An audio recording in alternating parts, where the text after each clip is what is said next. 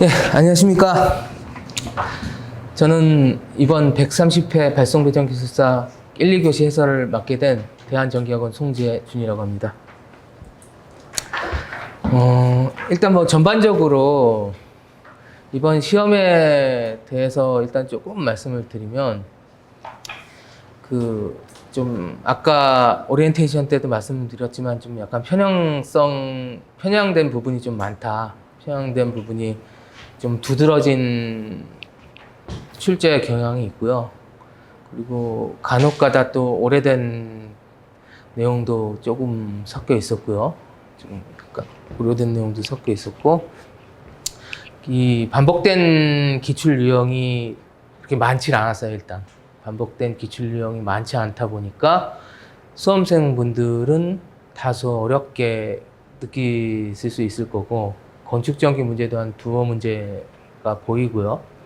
건축전기에서만 나왔었던 문제들이 한 두어 문제 보이고, 그래서 이제 전반적으로는 좀 체감 난이도는 좀 굉장히 높은 편에 속하실 것 같아요. 뭐 그렇다고 뭐 이제 특정하게 이제 그 일을 하시는 분을 제외하고 말씀을 이제 드리는 상황이고요. 전반적으로는 시사성 있는 문제가 굉장히 많이 나왔습니다. 현재 가장 이슈가 되고 있는 건 결국 재생에너지 변동성 부분이라든지, 우리 사실 이거죠. 동해 HVDC 지원에서 시작되는 우리 신태백 계통 과부하나 이런 부분 때문에 지금 사실 핫해요. 이런 부분들, FRT, LVRT 이런 부분들 핫하고, 지금 재생에너지 쪽 부분에 있어서 되게 핫하다 보니까 그런 시사성 있는 문제도 굉장히 많았어요. 뭐 정전 얘기가 또 왜 나왔겠어요. 뭐 그런 부분들이 지금 여러 가지 이제 국가에서 추진하는 사업들이 지연되고 있다 보니까 HVDC도 그렇고 뭐 안정화 ESS도 그렇고 이런 부분들이 지연되고 있다 보니까 그런 부분에 의해서 어쩔 수 없이 지금 행해지는 많은 계통에서의 일들이 있단 말이에요. 이제 그런 부분들이 문제에 많이 표출이 됐어요. 그래서 편향됐다라고 좀 말씀을 드리는 거고, 이게 단발성이냐 계속 반복될 수 있는 문제 유형이냐도 굉장히 중요합니다. 사실. 우리가 단발성 문제에 집착을 하는 건 지나간 버스를 쫓아가는 거와 같은 거예요. 그래서 그걸 명확하게 구분해서 준비를 하셔야 되는 거예요. 이게 단발성 문제, 뭐 이게 향후 뭐 한 1년 사이에 몇 번 나올 수 있는, 한두 번 나올 수 있는 문제, 뭐 이거를 쫓아가는 게 지금 베스트냐? 뭐 그건 아니거든요. 우리가 버스 정류장에서 버스 기다릴 때 내가 타려고 했던 버스가 뭐 두세 가지 번호가 있는데 한 버스 지나갔다고 그 버스 쫓아가면 그 다음 버스 탑니까? 못합니까? 못하죠. 마찬가지입니다. 이게 판단을 저희 학원에서도 이제 저희 논술반이나 연구반에서 이제 그런 부분들을 많이 이야기해 드리지만, 그런 판단을 하는 것도 굉장히 중요한 부분입니다. 이게 준비하시는 데 있어서.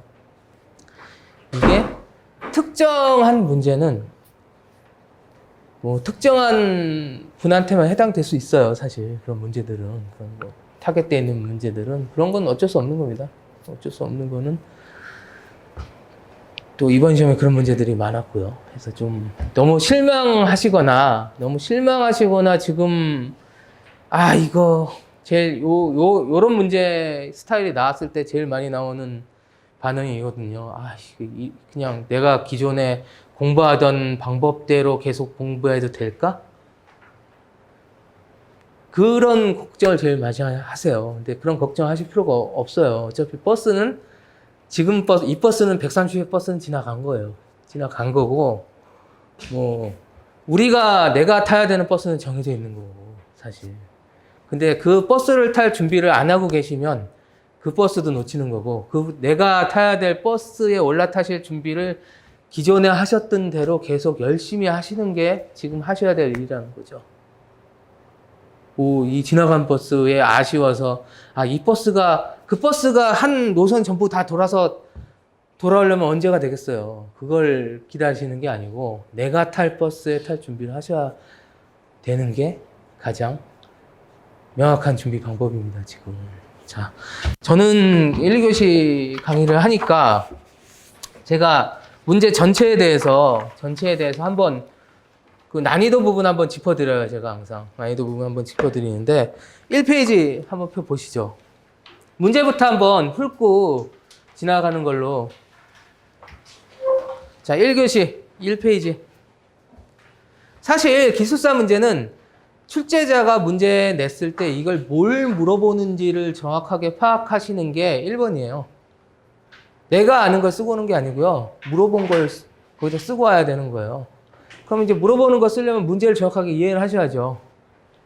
그래서 이제 출제자 의도가 무엇인가 이런 거를 한번 보자 이거죠. 난이도와 측면하고 해서 벌써 1교시 1번 보시면 우리나라 투투나인 배전선로 보호협조 관련 다음 설명해서 보호협조 방법, 뭐 구간협조 장치 리클로저, 그리고 강반환시 보호협조에 대해서 물어봤단 말이에요. 그럼 이거는 일단 보호협조 세 가지는 그 예전에 사실은 섹셔널라이저가 있던 시절에를 이제 있는 게 이제 설계 기준에는 안 바뀌어 있어요. 아직. 그러다 보니까 이제 섹셔널라이저 때 했던 뭐 횟수 산정까지 뭐 써야 되나 뭐 이런 고민을 할 수 있는 문제가 될 거고, 구간협조 장치도 이제 이게 리클로저 간에 협조를 하는 부분인데 이런 것도 쉽지 않았고요. 또 강반환시 또 이따가 말씀을 드리겠지만 이것도 미리 생각을 안 하고 계시면 사실 이게 뻔한 건데, 이게 보호개전 쪽에서는 뻔하거든요. 강반환시 쓰는 이유는 뻔한 건데 생각 안 하고 있으면 쉽지 않으셨을 거예요. 그래서 난이도 중상으로 봅니다. 이런 건 거의 상에 가까운 중간 난이도로 보셔야 됩니다. 이게 실질적으로 이 일을 하고 계신다고 해서 적정하게 쓰실 수 있느냐? 안 그렇다는 얘기예요. 이 문제도. 그리고 두 번째, 석탄 화력 발전소 대기오 오염 물질. 이거 뭐 키워드 딱 나오죠. 삭스낙스, CO2. 뭐 이거 쉽죠? 이거는 1교시에 만만한 문제에 속합니다. 하루 보시면 되고요. 난이도 하루 보시면 되고. 그리고 3번 문제 LC만 에러의 전압인가 했을 때 뭐 위상 특징이나 치료치 B. 이거는 사실은 엄청 쉬운 문제예요. 회로 이론상. 근데 이게 뭐 이런 게 왜 이렇게 쉬운 게 나왔나라고 고민만 안 하시면 그렇게 어렵지 않게 쓰실 수 있는 문제이기 때문에 이것도 중하로 봅니다. 근데 당황하실 수는 있어요. 이런 그림 나오고 뭐 이게 좀 이렇게 많이 물어보면 이렇게 쉬운 걸 내나? 싶어서 당황하지만 않으시면 뭐 그렇게 어렵지 않게 하실 수 있기 때문에 중하로 보고요. 자, 4번 문제 변이전류 문제. 그 맥스웰 방정식. 일단 맥스웰 방정식이 나오면 상으로 보셔야 됩니다. 문제는 항상.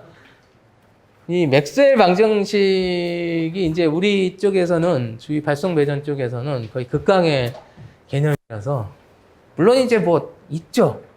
자료도 있고 수업도 듣고 쉽지 않습니다. 근데 그걸 듣는다고 해서 쉽지 않고 그걸 답안지로 구현내기가 쉽지 않아서 얘는 맥스웰 들어간 물건 상입니다. 근데 10점이라 근데 건들만은 해요. 건들만은 해. 변이전류 개념 좀 쓰면.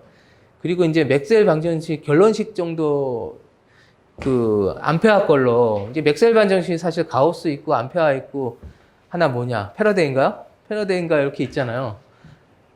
그 세 명 거 있잖아요. 그 중에서 뭐 이게 나중에 언제 가시면 이걸 하시냐면 나중에 면접 준비하시면은 맥스웰 방정식도 공부를 하세요.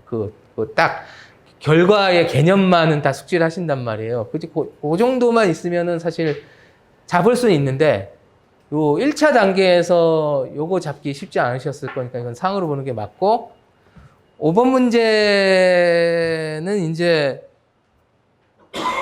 유기기전력식 물어보는 거죠, 사실은. 기전력, 동기발전기 기전력 해서 우리 유기기전력 2는 2BLV 사인 세타에서 4.44 KF 파이 N까지 뭐 사실 뭐 문제 주어졌으니까 2BLV에서 끝날 수도 있지만 4.44 KF 파이 N까지 가면 더 좋은 답안이 되는 뭐 그런 문제. 그래도 좀 만만해요. 이게 워낙 전반적으로 난이도가 있다 보니까. 그래서 중간 정도 돼요, 이거. 중으로 보시는 게 맞죠. 얘들 당황만 안 하시면 돼요. 뭐 이상한 수치들이 있다고 해서 당황만 안 하시면 그렇게 어려운 건 아니죠. 근데 시험장에 가시면 당황을 하세요. 이렇게 보면은 당황만 안 하시면 되는 거고. 6번 문제는 켄치하고 마이스너. 키워드 뻔하잖아요. 켄치 활류기, 마이스너 뭐예요? 자기 부상. 이거 뭐 이게 뭐 숱하게 했던 거라서 뭐 이거는 뭐 하죠. 1교시에서 제일 만만하죠. 활류기 마이스너 뭐 이거는 활류기 자기 부상 뭐 이거 나오는 것들은 그렇게 어려운 게 아니니까. 그리고 7번에 가공 송전설로 활선살 때 불량 현수해자 검출 방법. 이것도 뭐 저희 뭐 지침서에 있어요. 있는데 이걸 가져가진 않아요, 잘. 반복됐던 기출 형태가 아니라서요. 그래서 이것도 상으로 볼 수뿐이 없습니다.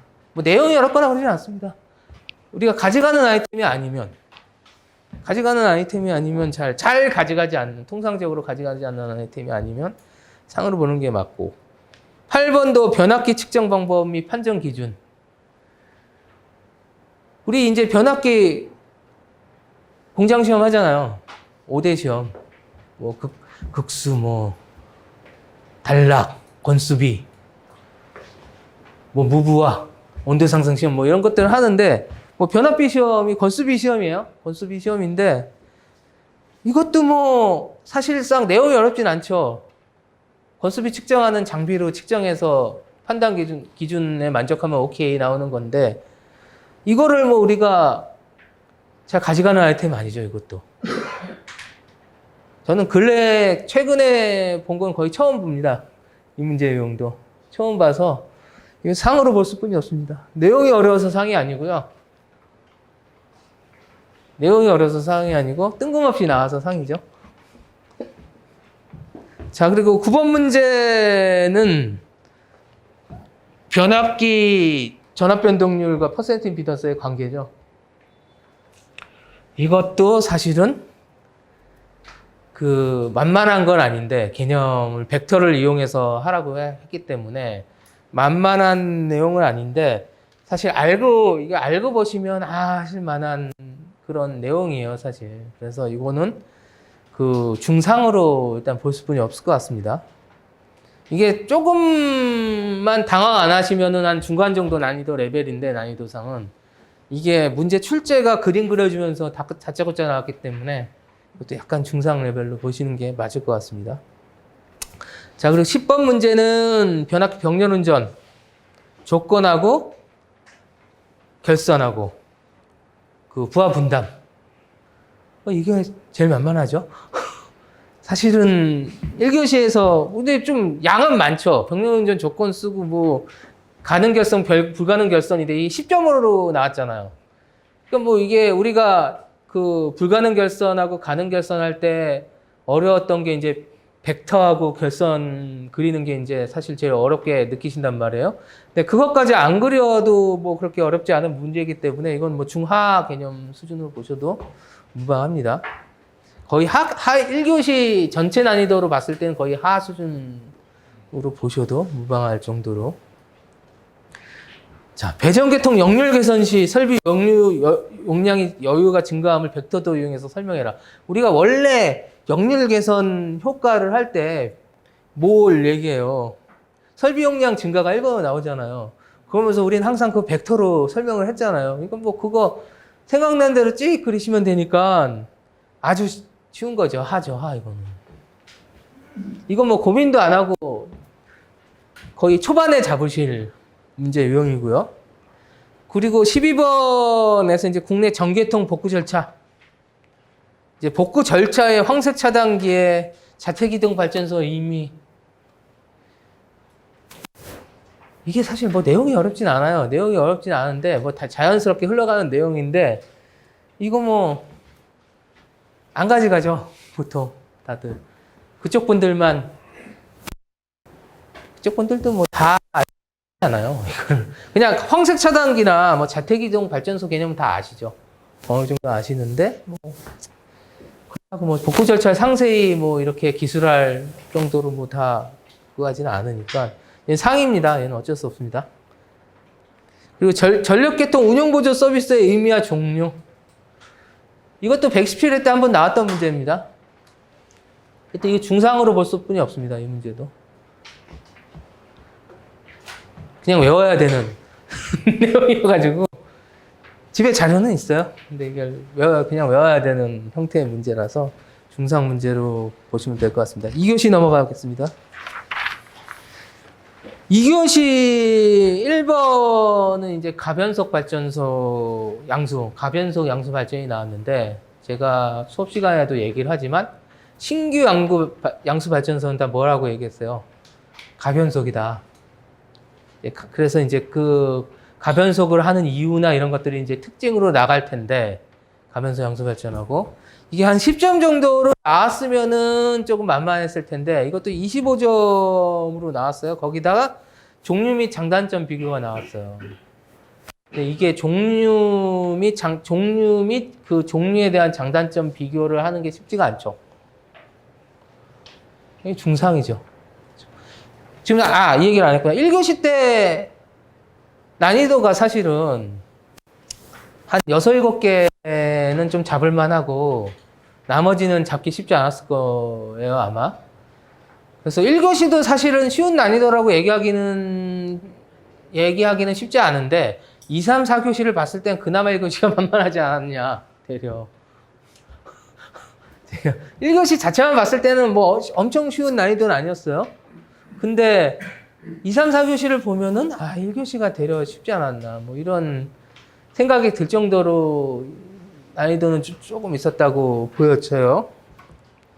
이게 항상 그렇게 생각하셔야 돼요. 과거에 나왔던 문제라고 얘는 쉬운 문제, 그거 아니에요.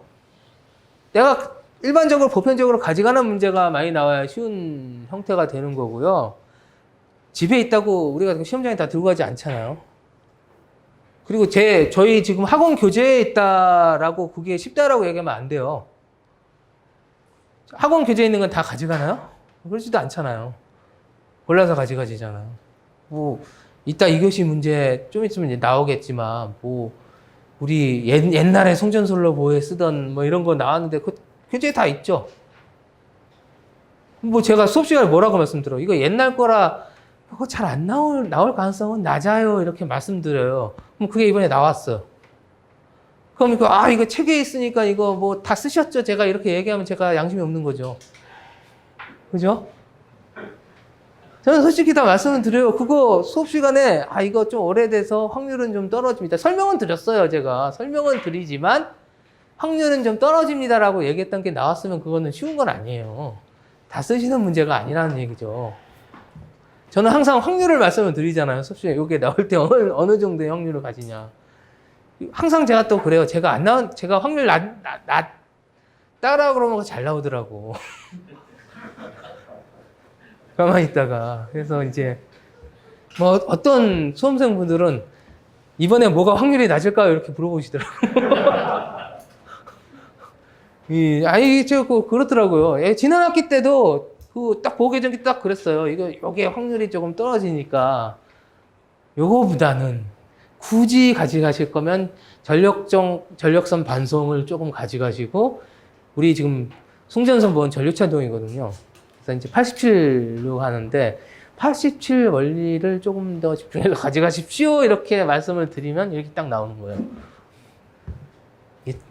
하여튼 뭐 그거는 뭐 요 가변속 양수도 마찬가지입니다. 제가 가변속 양수 발전 개념은 말씀을 드려요. 근데 종류 및 장단점 얘기는 안 드리거든요. 어렵죠, 쓰시기. 중상입니다, 이것도.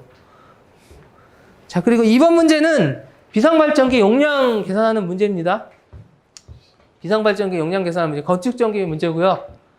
요거 계산하는 데는 2줄뿐이 안 걸려요. 근데 계산 방법의 설명이 엄청 복잡합니다. 아마 상으로 보셔야 될 겁니다. 이게 건축 가지고 계신 분 위에는 상을 보시면 되겠죠. 자, 그리고 5번에 3번 절연협조, 절연강도, 반복되는 기출, 하죠, 하. 이것도 하로 보셔야 될 거고요. 자, 4번.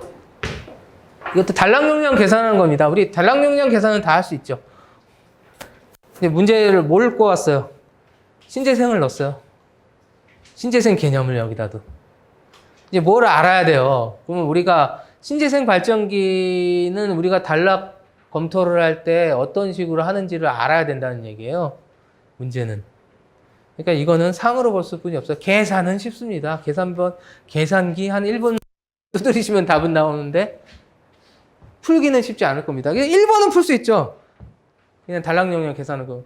이게 다른 게 잡을 게 없어서 그래서 잡으셨을 분도 있어요. 이게 사실 결국은 얘는 신재생을 어떻게 반영하느냐 문제잖아요. 이 문제의 특징은. 그러니까 그거 빼고는 어느 정도 쓸 수가 있기 때문에 잡을 게 없어서 잡으셨던 분들도 많을 거예요. 확신 없는 상태에서. 당연히 문제는 난이도는 상이고. 5번에 RLC로의 직렬 공진과 병렬 공진. 그 회로 이론 문제가 나왔죠. 이건 뭐 하루 보셔도 될 것 같습니다. 뭐 이게 뭐 쓰려고 작정하면 얼마든지 쓸 수 있죠. 양도 조절해서 아마 다들 그렇게 쓰셨을 것 같아요. RLC 뭐 임피던스 막 이렇게 정리하시고 전류 정리하시고 뭐 공진 막 얘기하시고 해가지고.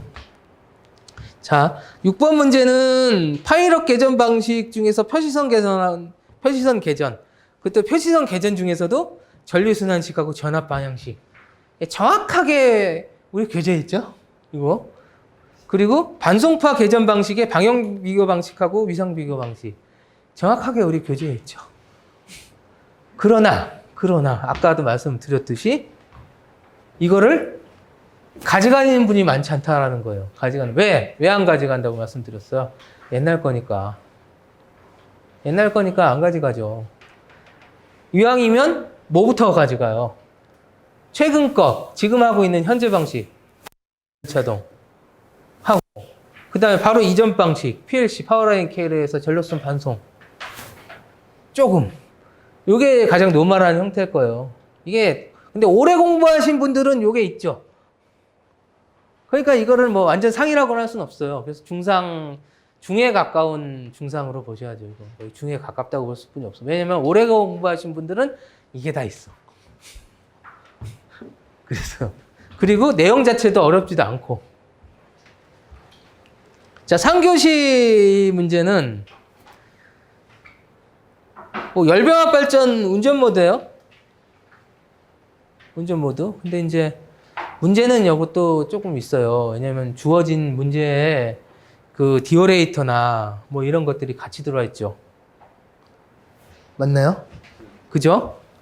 그 열교환기나 이것들이 우리가 이제 기존에 우리가 준비했던 것들은 정형화가 된 거잖아요. 이제 발전기하고 열교환기 수준까지만 그 터빈하고 뭐 정리되어 있는 이런 형태라서 요거까지 합쳐서 이게 뭐냐면은 사실은 우리 열병합 발전소 있죠. 열병합 발전소들 뭐 분당 복합도 있고 뭐 이런 열병합 발전소에 보시면은 이게 논술교재에 붙어 있기는 해. 거기 붙어 있긴 한데 제가 실제 그 열병합 발전소 운전 모드라고 해서 우리 있어요. 지금은 이게 교재에 들어와 있어. 아실 거야. 논술 맡으신 분들. 근데 제가 그 수업 시간에 뭐라고 말씀드려요. 이거를 답안지용으로 정리된 게 우리 기본서 때 배운 것과 라고 말씀을 드리죠. 그러면 이제 그 실제 그거는 아무도 안 가져가시지 사실은. 근데 이건 거의 실제 걸 쓰셔야 되는 문제였어요. 이게 예전 제가 이전 학기 교재 바뀌기 전에 강의할 때도 유인물로 다 드렸었어요. 분단복합, 열병합 있는 것들. 근데 뭐 가져가는 사람이 없잖아요. 사실.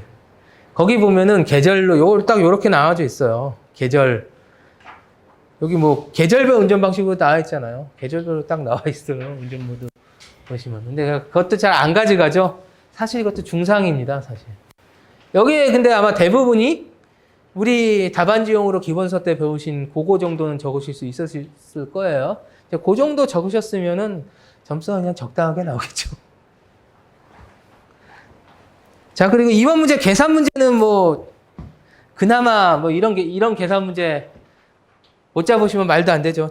중하입니다. 그래도 하에 가까운 중 개념으로 보시면 되고요.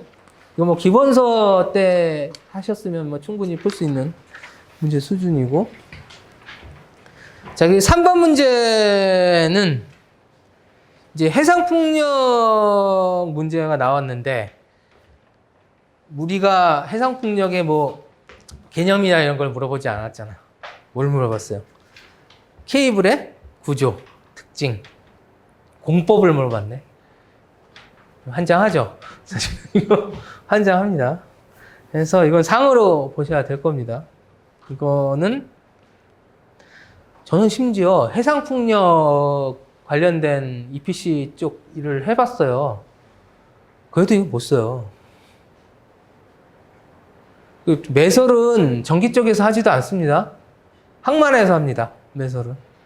정확하게 말씀드려요. 우리 이거 매설은요. 전기 쪽에서는 저는 케이블 써야지만 딱 넘겨요. 그럼 매설은 누가 해? 항만 분야에서 합니다. 항만. 거기서 계획하고 발주내고 시공하고 다 합니다. 매설하는 사람 잠수부들이 하는데요. 전기공이 안 하고요. 잠수부가 해요. 매설도. 그래서 뭐 개략적으로 뭐 이렇게 끌적일 수는 있어도요. 25점으로 완벽하게 2페이지 채워서 제가 기승전결해서 쓰라고 하면 저도 못 써도 대략은 쓰겠지. 저도. 근데 대략 써도 이런 것도 점수가 잘 나오긴 해요, 사실은. 점수가 잘 나오긴 해요. 왜 다른 사람들이 못 쓰니까. 근데 이게 좀 그렇더라고요. 그래서 상. 그리고 4번 문제도 이것도 우리가 지금 발송 배전에서는요. 발송 배전에서 접지저항 측정은요. 위너 사전극법하고요. 위너의 사전극법하고 전이강화법이에요. 우리 발변전소에서 쓰는 것들은. 이건 건축전기에서 쓰는 뭐 이전극법하고 간이측정법 이런 게 나왔죠. 이게 건축전기의 문제입니다. 이건 상으로 보셔야 됩니다. 상.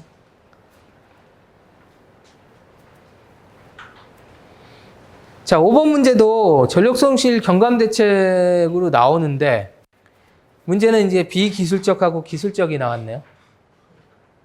이거에 주목하셔야 됩니다. 기술적하고 비기술적. 상입니다. 이거 그냥 쓰시면 안 되는, 사실은 안 되는 문제입니다. 그냥 이거 딱 맞춰서 비기술적인 손실하고요. 기술적 손실이 접근 방향이 달라요. 요거를 우리 또 기본서 때 했던 배전솔로 손실경감 대책으로 포인트 맞춰서 이게 잡을 거 없으시면 그거 잡고 그걸로 쓰셨겠지만 그거를 탓하진 않아요.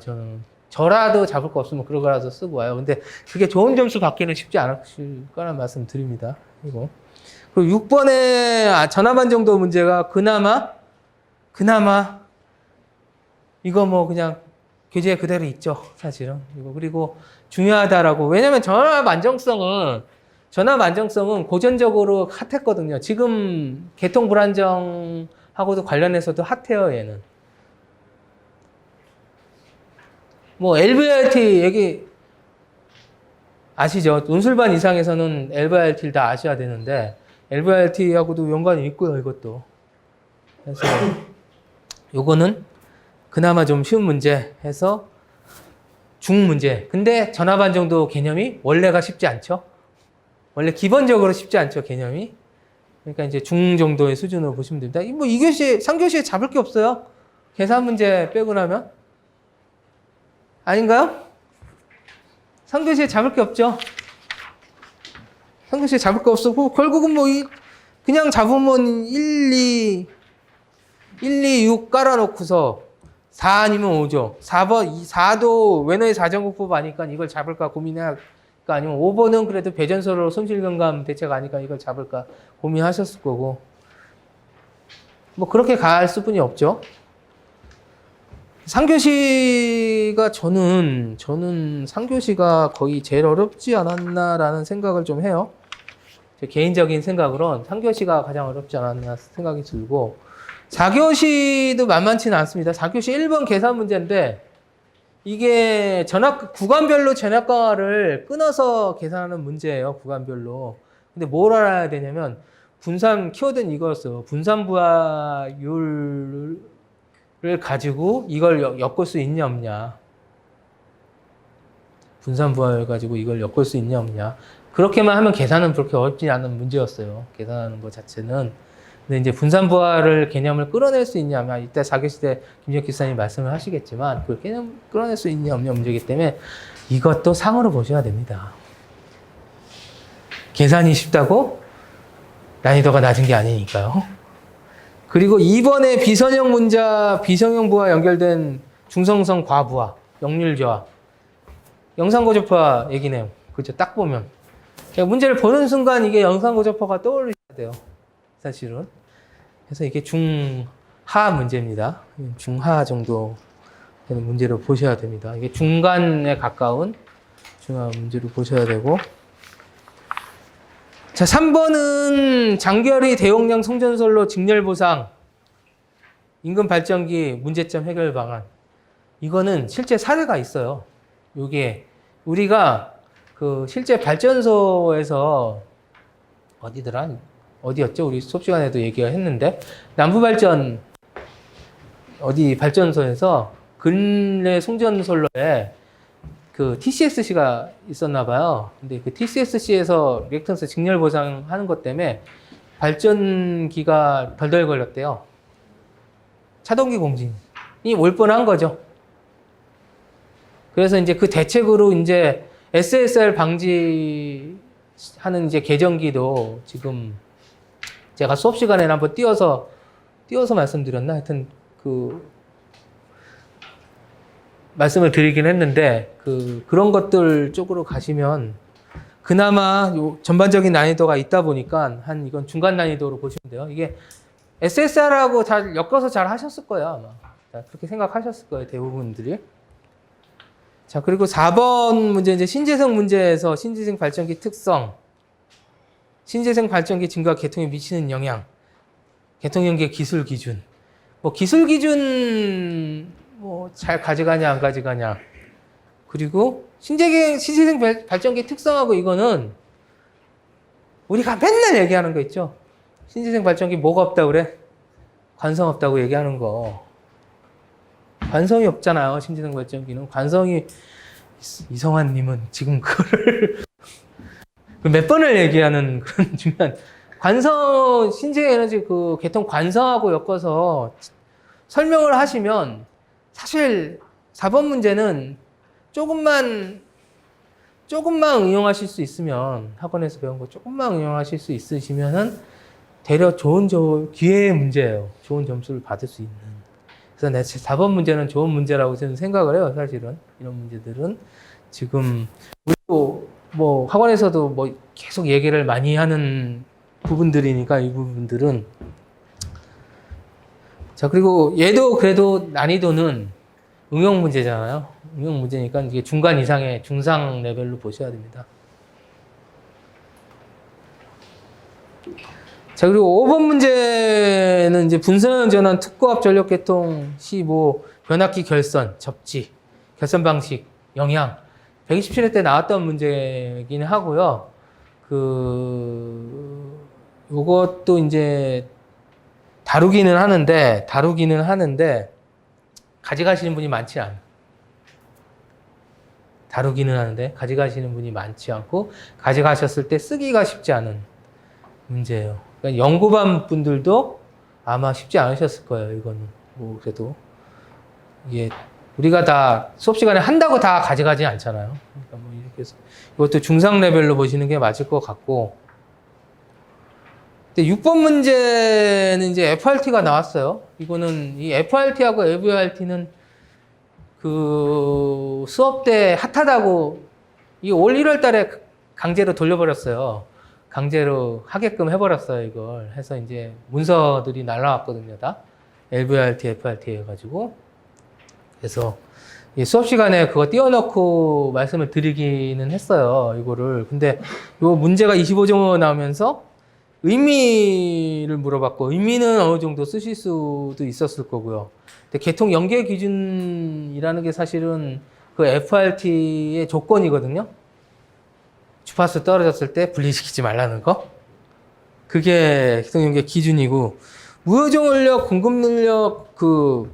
능력하고 무효질 제어 능력 기준이 이게 사실은 지금 우리 출력 제어해서 하는 내용이에요. 근데 이제 요 내용 3, 4번, 3번은 LVRT 얘기를 조금 쓰실 수 있었을 것 같긴 한데, 그 4번 요거 쓰시기 만만치 않았을 거예요. 이게 전력시장 운영 규칙을 거의 깨고 있어야 돼. 요거는요, 전력시장 운영 규칙에 있거든요. 그래서 그걸 깨고 있어야 돼서, 이런 것들이 편향됐다라고 말씀을 드리는 겁니다. 사실. 전력시장 운영 규칙을 깨고 있으면 사실 LVRT, FRT 얘기하는 그런 내용들이요. 전력시장 운영 규칙에서 따온 내용이거든요. 수업 시간에 했던 내용들도 사실은. 그러니까 이게 만만치 않은 거지. 사실은 만만치 않습니다. 얘들 중상입니다. 근데 4교시는 조금 어려웠어도 2, 3번 기본 깔고 가고요. 2, 3번 기본 깔고 가고 4번이 할만하고 그러면 1, 5번 중에 1, 6번 중에서 1, 5, 6 중에서 하나 정도 초이스하면 되는 상태여서 쉽지는 않은 교시였고요. 이 교시도 쉽지는 않은 교시였고 그 전반적인 난이도는 전반적으로 있습니다. 이번 시험 자체가 이게 집에 있는 거하고 제가 수업 시험장에 가져간 거하고 다른 거죠. 그래서 이제 집에 있는 거는 의미가 없어요. 시험장에서는. 자, 1교시 1번부터 좀 보시면은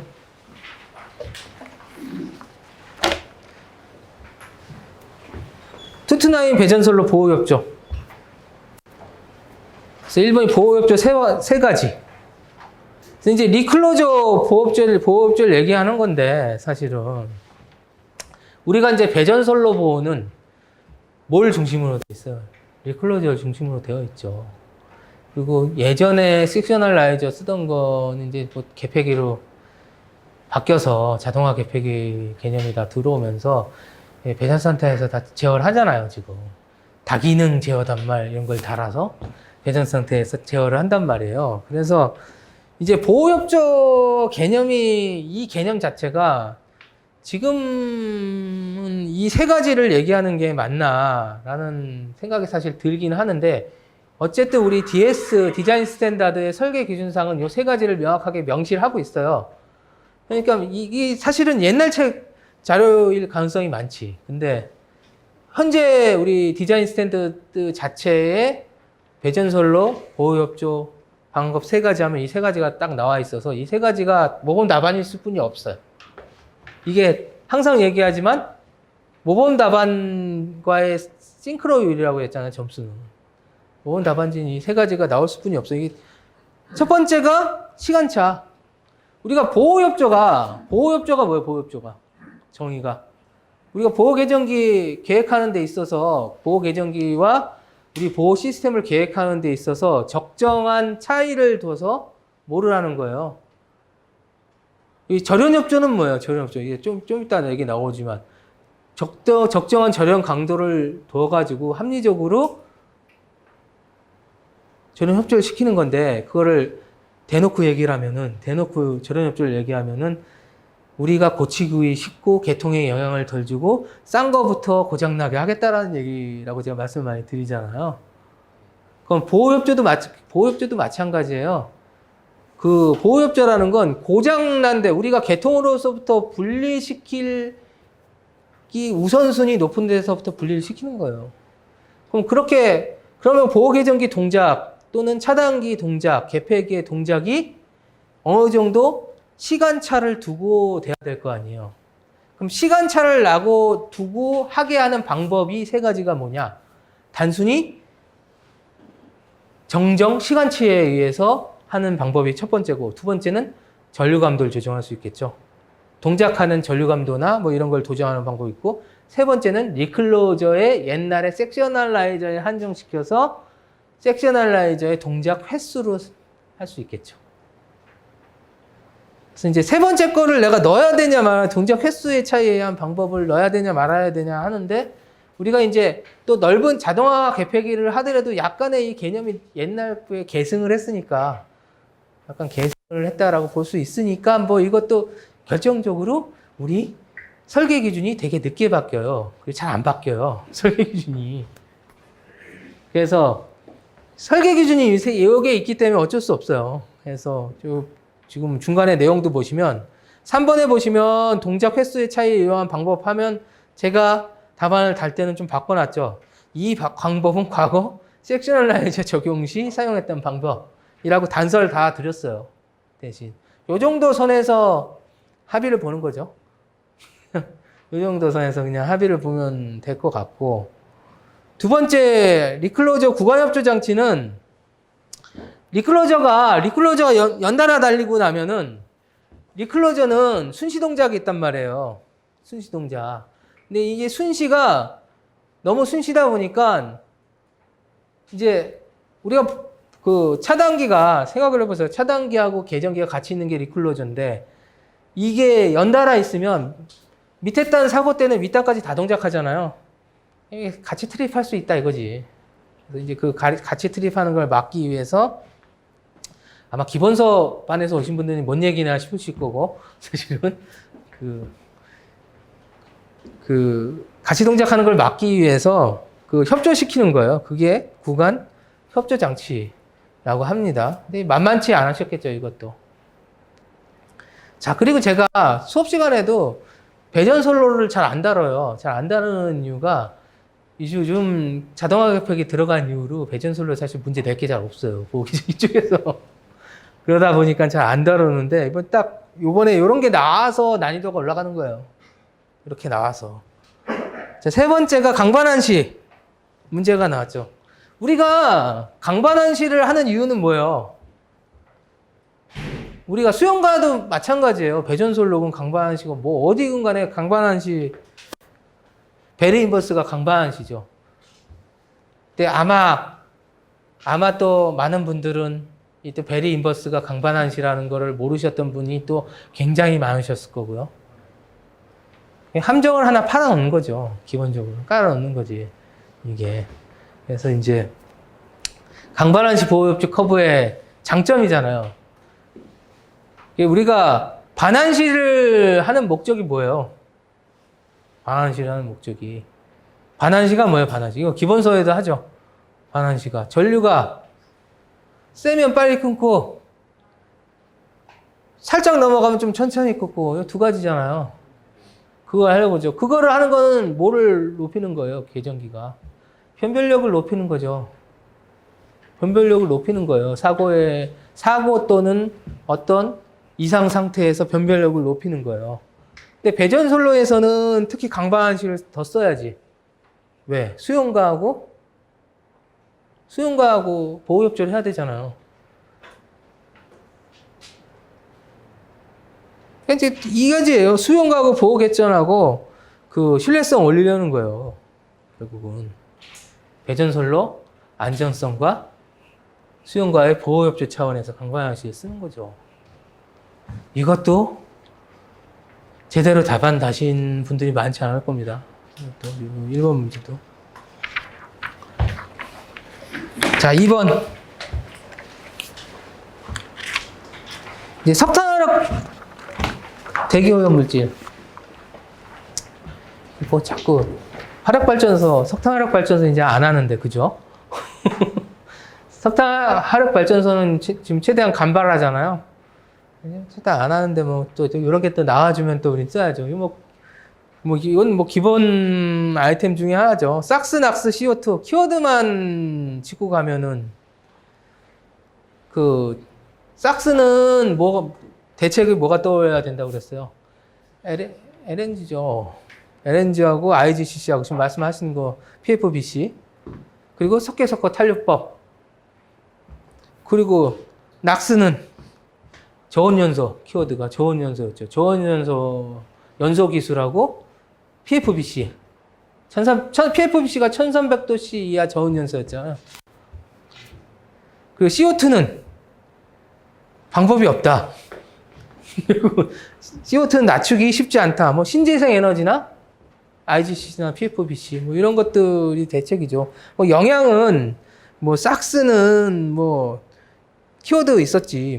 황산, 폐, 산성비 이런 것들 있었고, 질산은, 낙스는 산성비, 오존, 기관지염 뭐 이런 것들 잡고 가는 거였죠, 사실은. 그래서 뭐 이거는 뭐 준비가 좀 덜 되셨더라도 어느 정도 이게 1교시에 잡을 게 없으셨기 때문에 많이들 잡으셨을 거예요. 많이들 잡으시면 어떻게 돼? 잘 써야 점수가 잘 나오죠. 한 8점 받으려면 아주 잘 쓰셔야죠. 잘못 쓰면 몇 점이에요? 3점, 4점뿐이 안 줄 때가 많죠. 근데 이번 시험은 난이도가 좀 있어서 전반적으로 점수는 좀 후하게 주지 않을까요? 좀 특이한 문제들 나왔을 때 25점짜리 특이한 문제들 나왔을 때 살짝만 짚어줘도 점수가 그냥 확 20점씩 나올 수 있습니다. 키워드만 딱 맞춰. 한 페이지만 25점짜리 한 페이지만 써도 그거 물어본 거에 딱 맞춰가지고 키워드만 딱 들어가주면은 막 20점씩 터질 수도 있는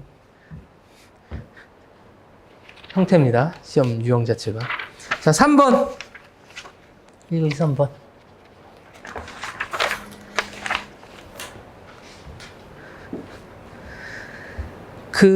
L만 에러하고 C만 에러 정연파 V는 VM 사인 오메가 T 여기 정연파 인가했다는 얘기죠. 정연파 교류전압 인가했다.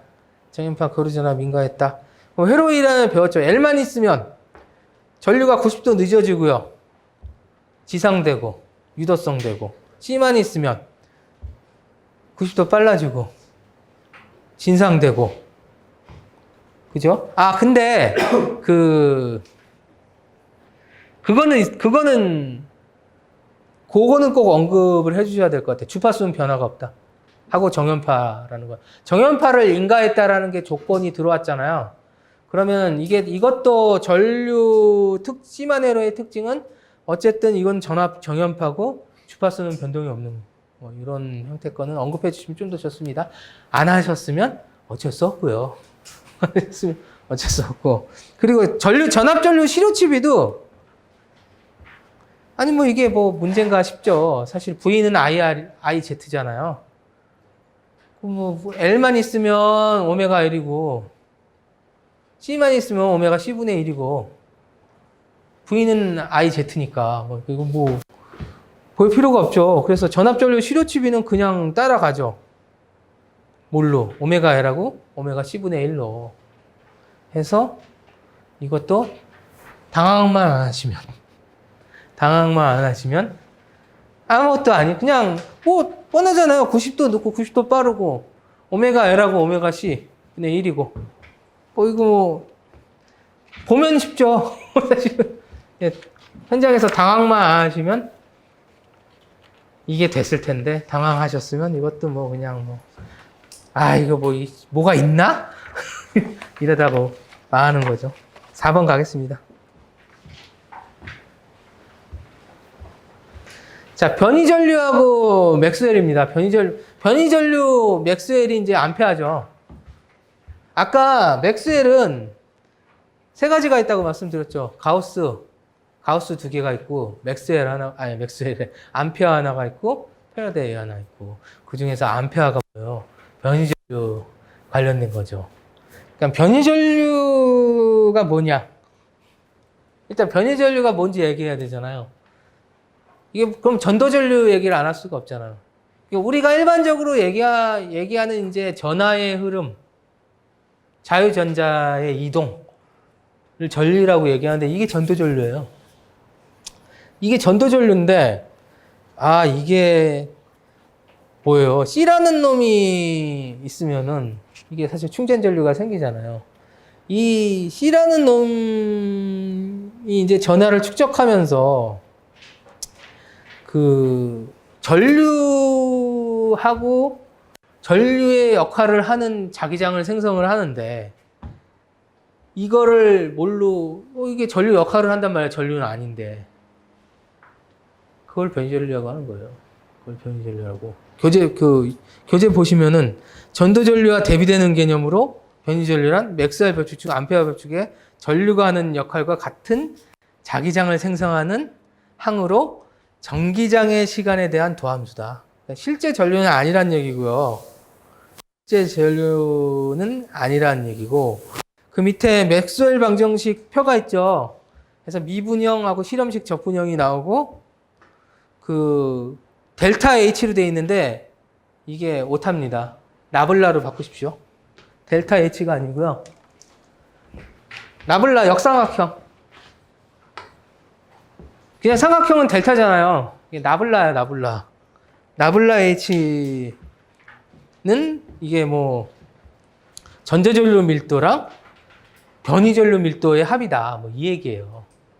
결국은 나블라 H가 전도전류 밀도와 전이전류의 밀도의 합이다라는 의미예요. 그래서 우측의 의미를 보시면 전도전류뿐만 아니고 전속 밀도의 시간적 변화. 이게 전속 밀도의 시간적 변화가 이제 전속 밀도라는 게 뭐예요? 면적당 전속수예요. 면적당 전속수인데 그러니까 전속수인데 그래서 단위가 쿨롱 퍼 미터 제곱인가 뭐 이러잖아요. 전속 밀도가. 그래서 전속 밀도의 시간적 변화, 즉 변이 전류도 그 주위에 회전 자결을 형성한다 이거예요. 그래서 이거에 따라서 이거의 변화가 마치 실제 전류처럼 행동해서 전하의 이동이 일어나는 것은 아닌데 전류 개념으로 분석해야 된다. 이런 결론이 나온 게 이 결론이에요. 맥스웰 방정식 변이전류에. 이거 얘기하려면 1시간도 더 걸리니까 넘어갑니다. 이 정도 하고. 밑에 식들은 다 정리는 해드렸어요. 식들 정리했는데 이거 되게 길어요, 사실은. 이게 맥스웰 방정식을 얘기하려면은 이거 사실 맥스웰 방정식은 가급적이면 1차 합격하시고 2차 준비하실 때 보시라고 말씀을 보통 드려요. 저는 개인적으로 그때는 보셔야 돼요. 2차 준비하실 때는 개념은 다 알고 가셔야 돼요. 그 맥스웰 방정식 가지에 대해서. 자, 5번 동기발전기 전기자 코일에 유대되는 기전력 크기.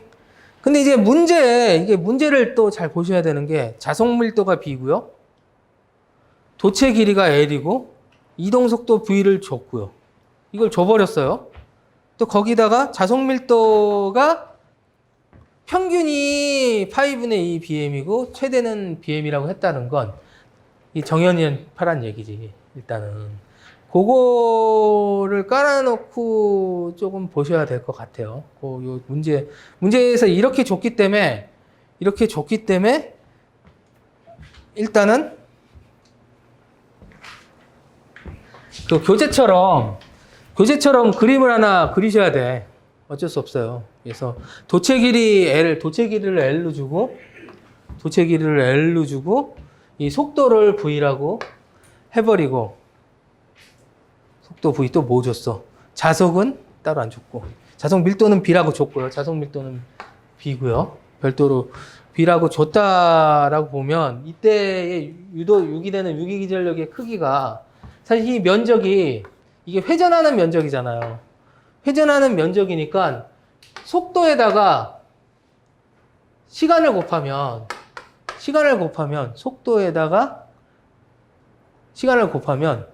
요 거리가 나오잖아요. 요 거리가.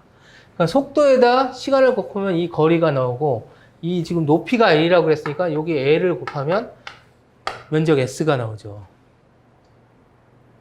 면적 S가. 근데 우리가 파이는 BS잖아요.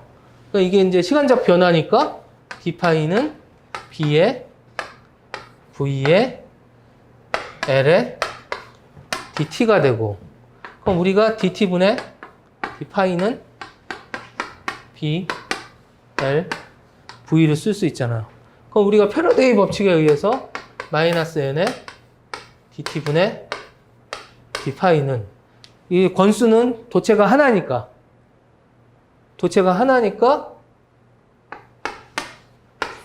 마이너스 1에 dt분의 dn이니까 B, L, V가 되겠죠. 근데 얘가 사실은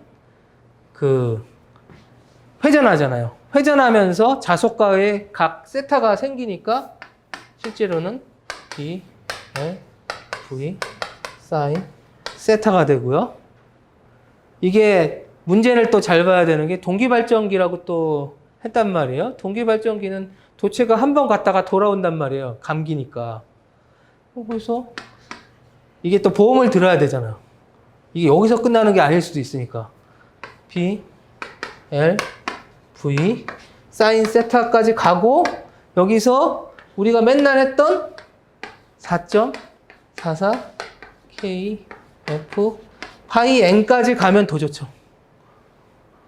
요걸로 우리가 요거 유도하는 거 기본서 때도 하잖아요. 그래서 이제 여기서 물어본 거는 여기가 끝 같긴 한데요. 물어본 건 여기가 끝 같아요. 근데 안전하게 하시려면 여기까지 가시는 게 좀 더 안전하시겠죠. 보통은 그러죠. 보통은 안전하게. 자, 이제 교재에는 그냥 여기 중간에서 끝냈어요. 그냥 끝냈는데 4.44 KF 파이 N까지 가시는 게 좀 더 안전하실 겁니다.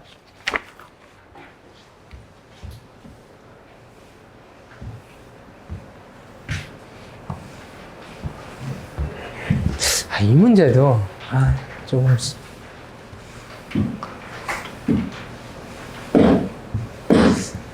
자기학 문제죠. 자기학인가? 기기인가요? 자기학인가? 전기기기인가? 자기학인가? 그렇죠. 자, 6번. 켄츠하고 마이스너. 자, 켄츠는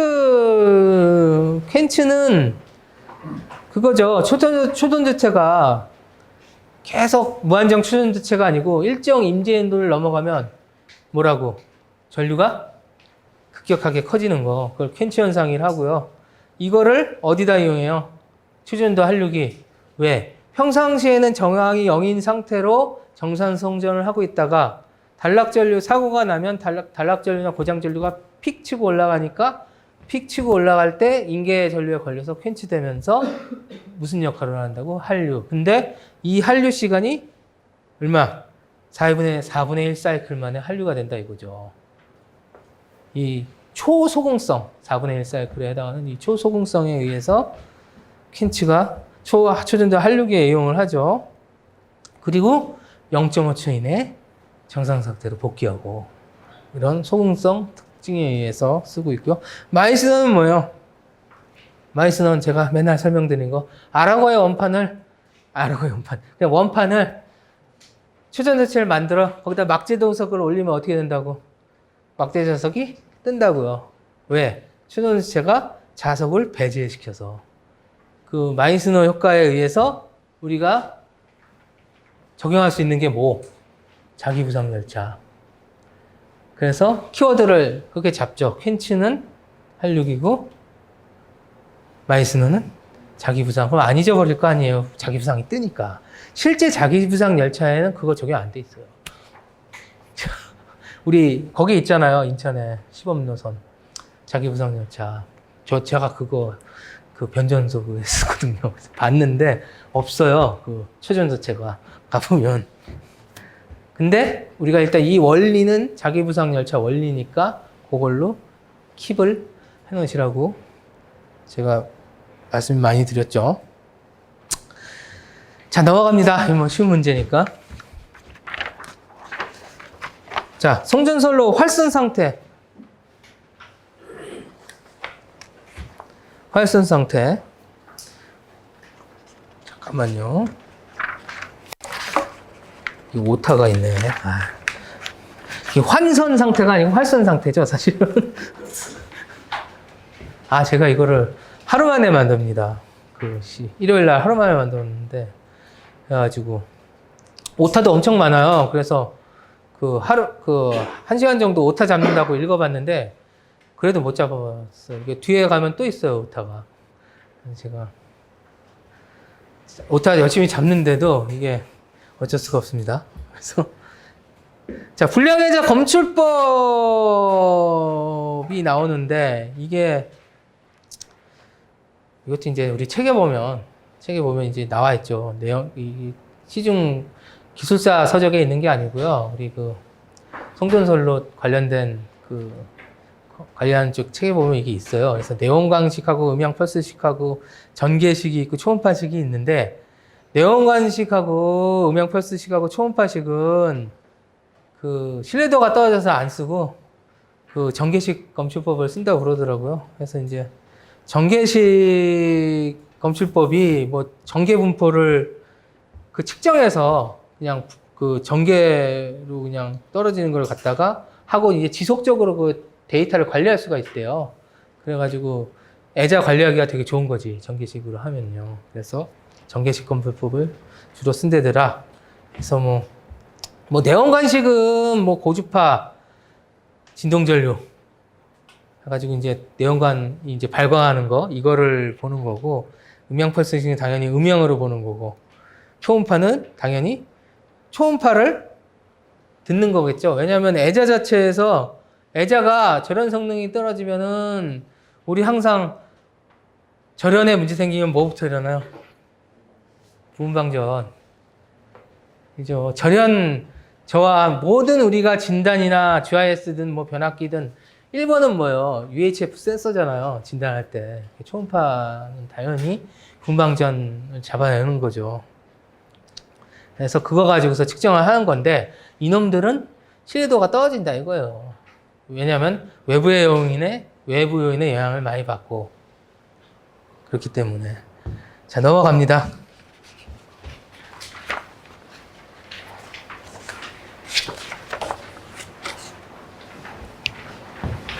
자, 8번의 변압비 측정 방법, 판정 기준. 건수비 측정하는 겁니다. 건수비. 우리 건수비 시험 얘기하는 거고요. 이게 비오차 시험기라고 레이시오메타가 있대요. 비오차 시험기가 있어가지고, 원리는 지금 그림이 제가 흐릿해서 잘 안 나오는데, 이게 피스톤 브릿지 원리예요. 피스톤 브릿지. 그래서 왼쪽에 전원이고 가운데 TR이고, 우측이 이제 시험기예요. 그래서 우측에 보시면은 그 좌측하고 우측에 이제 비율을 조정해가지고 가운데 평형이 되는 게 딱 맞는 거잖아요. 피스톤 브릿지 원리에 의해서, 브릿지 에러 원리에 의해서. 그렇게 해서 재는 겁니다. 그래서 맨 마지막에 보시면 판정 기준은 플러스 마이너스 0.5%. 그래서 이제 0.5%는 어떻게 계산하냐 했더니 측정값하고 기준값 간의 차의 비율이에요.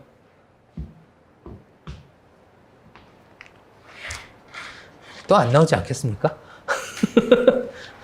또 안 나오지 않겠습니까? 제가 뭐 오늘은 일일이 다 얘기를 안 할 텐데, 뭐는 반복성이 있는 거는, 그런 거는 제가 보안 문제가 있어서 수업 시간에만 얘기합니다. 또 나올 만한 것과 또 나오지 않을 만한 것들은, 근데 얘는 누가 봐도 또 나올 만 하지 않잖아요. 얘가 또 나오면 그냥 틀려야지. 얘 나오면 그냥 틀리면 되죠. 그리고 제육 한번 하시고. 자, 9번. 전압 변동률 하고 이제 퍼센트 임피던스 문제인데, 변압기. 자, 제가 이게 수업 시간에도 많이 얘기를 했지만, 변압기의 전압 변동률은 부하 상태에서의 변압기 내부 전압 강화. 퍼센트 임피던스는 단락시켜 놨을 때니까, 단락시켜 놓고 시험을 하기 때문에 단락시켰을 때의 역률에 의한 변압기 내부 전압 강화. 그럼 결국은 부하 상태의 전압 변동률이기 때문에, 그러니까 부하 역률 상태에서의 전압 변동률이기 때문에, 부하 역률이 가장 나쁠 때가 언제일 것 같아요? 변압기가 단락시켰을 때, 이 차를 단락시켰을 때가 역률이 가장 나쁘단 말이에요. 그럼 결국은 전압 변동률이 가장 나쁠 때가 언제란 얘기예요? 퍼센트 임피던스하고 같아지겠죠. 자, 전압 변동률 개념을 뭐라고 말씀드렸어요? 부하 역률 상태. 전격 전압 변동률은 전격 부하로 연결한 전격 역률 상태의 변압기의 내부 전압 강화의 개념이고, 퍼센트 임피던스는 이 차를 단락시켰을 때의 역률 기준의 내부 전압 강화란 말이에요. 그럼 당연히 부하 상태의 전압변동률 중에서 가장 나쁜 역률일 때가 언제예요? 2차 측을 단락시켰을 때잖아요. 그럼 뭐에 귀속이 돼? 퍼센트 임피던스를 쫓아갈 수밖에 없는 거죠. 그게 사실은. 이거는 개념적인, 제가 수업 시간에 강조하는 개념을 항상 강조하잖아요. 그 개념상은 그런 개념인데 얘는 수식으로 보여달래잖아요. 그러면 우리가 전압변동률은 뭐라고 그랬어요? 부하 역률 상태에서의 변압기 내부 전압과 하니까 당연히 VR에 뭐 단상으로 그려줬으니 뭐 삼상도 마찬가지예요. 루트 3 붙으면 같이 붙으니까 R 코사인 전압과 하니까 그냥 약식으로 바로 가. X 사인 세타에 곱하기 100이 되겠죠. V하고 R이라고 하지 말죠. 뭐 이게 전격이니까. 자, 그러면 우리 퍼센트 R하고 퍼센트 X가 얘는 V분의 IR 곱하기 100이잖아요. 맞나요? 맞잖아요. 그럼 이거가 이렇게 하면은 퍼센트 R이고, 당연히 퍼센트 X도 이거 이렇게 하고 이거랑 합치면 퍼센트 X가 되잖아요. 그러니까 이거를 그냥 다시 쓰면 퍼센트 R에 코사인 세타에 이거 기본서 때 유도하잖아요. 그죠? X에 사인 세타가 될 거고. 근데 이걸 가지고 뭐를 해야 돼? 이제 우리는 그걸 보여줘야 되잖아. 이게 가장 나쁠 때, 역률이 가장 나쁠 때니까. 역률이 가장 나쁠 때에 이게 되는 걸로, 뭐가 되는 걸로, 퍼센트 임피던스하고 같아지는 걸로 하려니까 얘를 세타로 미분해서 그 결과값을 0으로 놓자 이거예요. 얘를 그냥 A라고 해. 그러면 얘를 세타로 미분한 값을 0으로 놓으면 0은 얘를 미분하면 코사인은 우함수니까 마이너스가 나와야 되잖아. 마이너스 퍼센트 R에 사인 세타가 되고 얘는 기함수니까 그냥 코사인으로 바뀌잖아요. 퍼센트 X에 사인 아니지. 세타가 돼.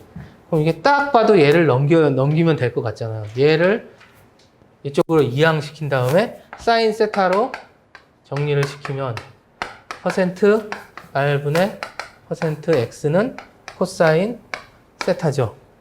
얘를 어디로 놓으면 돼? 여기로 도로 넣으면 사인 세타니까 여기로 넣죠.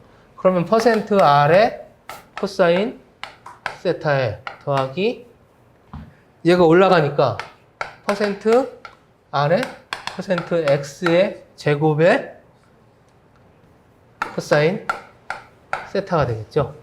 그래서 요거 R로 통분시키면 얘가 이제 전압변동이죠. R로 통분시키면 퍼센트 R분의 퍼센트 R 제곱 더하기 퍼센트 X 제곱의 코사인 세타가 되죠. 근데 코사인 세타가 사실은 피상분의 유효분이잖아요. 그러니까 결국은 얘가 얘의 피상이 R의 제곱에 퍼센트 X의 제곱에 루트 씌운 게 피상이고요. 이것분의 퍼센트 R하고 같단 말이에요. 그럼 얘가 1로 들어가면 얘하고 지워지고 얘하고 지워져서 결국은 뭐가 남아요? 얘는 2분의 1승이고 제곱의 2분의 1승이고 얘는 1승이니까 얘만 남잖아요. 그럼 결국은 이게 전압 변동률인데 퍼센트 세타하고 같죠? 이겁니다. 이거 그냥 몇 줄 들어가지도 않아요. 사실은 개념만 좀 알고 계시면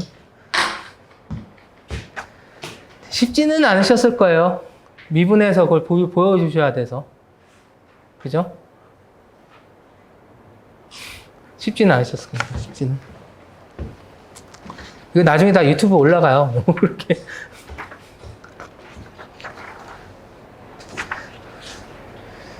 이거는 세모.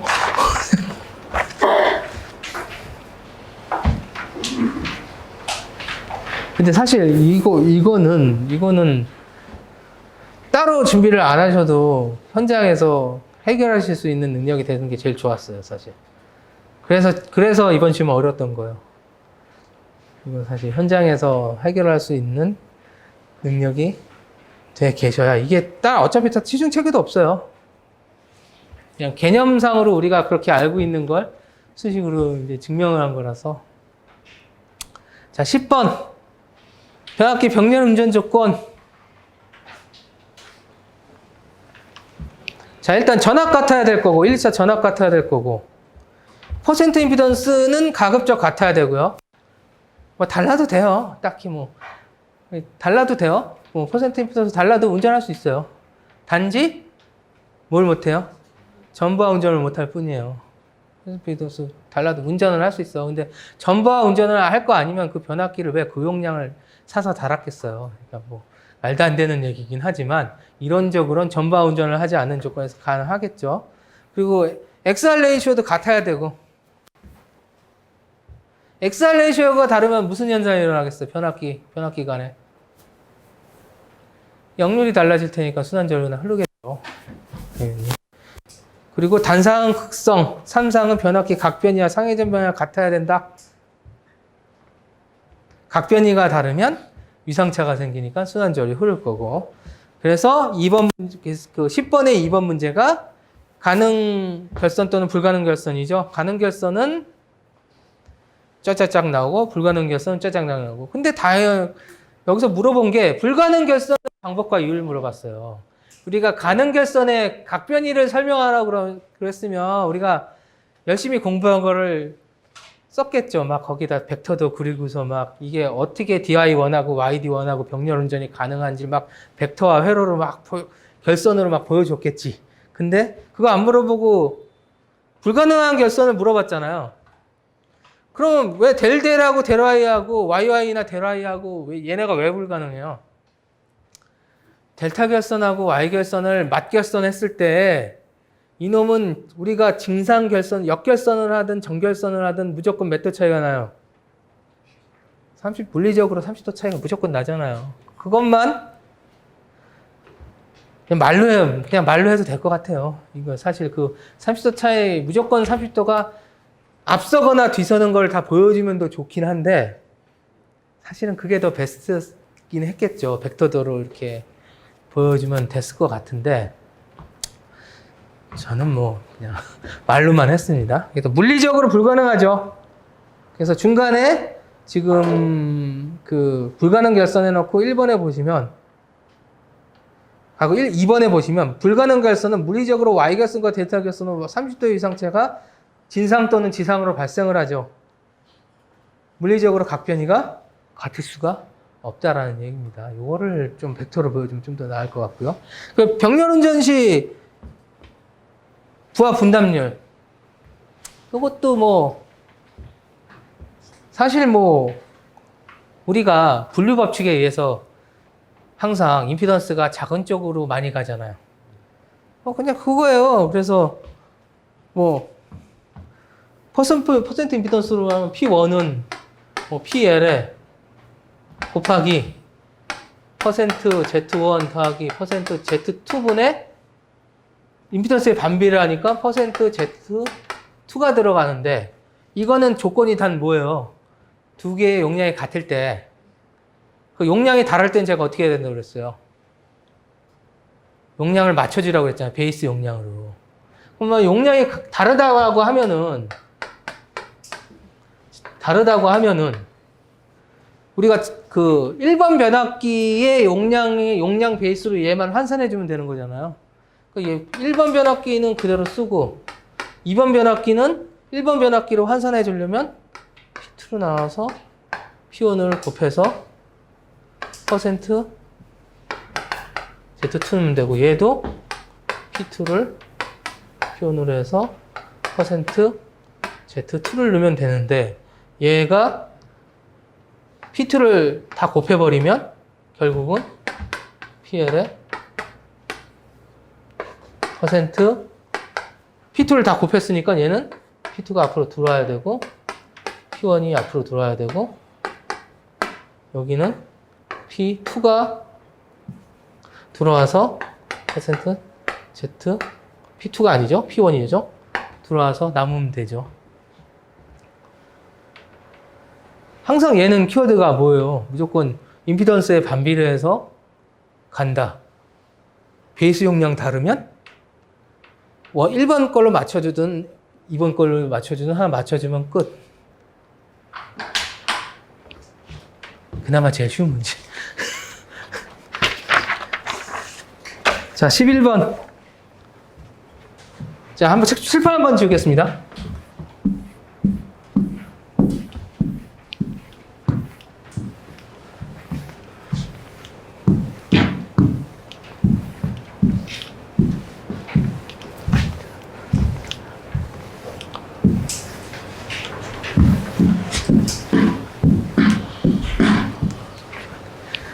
자, 역률 개선 설비 용량 여유. 그냥.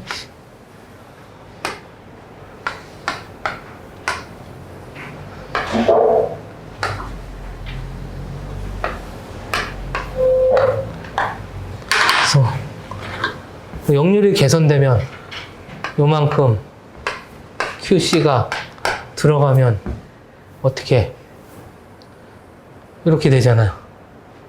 실제로 이제 근데 여유 용량이니까 요게 그대로 원 하나 그려서 이걸로 꽂으면 여기서 내린 요만큼이 델타 P죠. 이것만 알면 끝나는 거 아니에요, 그냥? 그냥 여기다 곱하기를 쓰시든 말든 게임 끝나는 거죠. 패스합니다. 이거는요, 기본서에 있는 거 좀 제가 수식 좀 잡아서 긁어서 여기 붙여놨어요. 이렇게 안 쓰셔도 돼요. 요 원리에만, 벡터적 원리에, 벡터에 부합되는 첨자를 쓰시고, 다 그걸로 정리해서 뭐가 늘어난다는 거, 여유 용량이 늘어난다는 거, 한번 보여주시면 끝입니다. 이게 막 시간이 남아서, 나 역률 개선 대책을 쓸까? 막 이렇게 고민하셨을 수도 있겠네요. 근데 그런 거 쓰시면, 단 1점이나 0.5점이라도 더 받을 수 있어요. 그러니까 내가 0.5점 때문에 합격하고 불합격할 수 있겠다 싶으면 그런 거 써야죠. 이제 보통 연구반 분들이 많이 그렇게 갔다가 아는 거 다 쓰십니다. 일단은. 자, 전개통 전전 복구 절차. 이 복구 절차는 이게 딱 우리의 규정이 있어요. 이게 우리가 꼭 알 필요 없는 규정이 있어요. 우리가 그것까지는 몰라도 되는 규정이 있어요. 그래가지고 그걸 또 그 규정을 냈잖아요. 이제 중요한 건 이제 복구 절차잖아요. 근데 정전 발생 확인, 개통 상환 통지, 차단기 저장지 및 자체 기동 발전기 기동. 그러니까 먼저 돌릴 수 있는 혼자 힘으로 돌아갈 수 있는 먼저 돌리는 거고. 시송전을 돌려요. 이게 개념이 뭐냐면요. 사실은 정전이 되면은 일단은 통지하고 확인하고 하는 건 그냥 절차잖아요. 일단은 먼저 뭐부터 살릴 것 같아요? 자체 기동 발전소라고 하는 우리 소공성 있는 것들 있잖아요.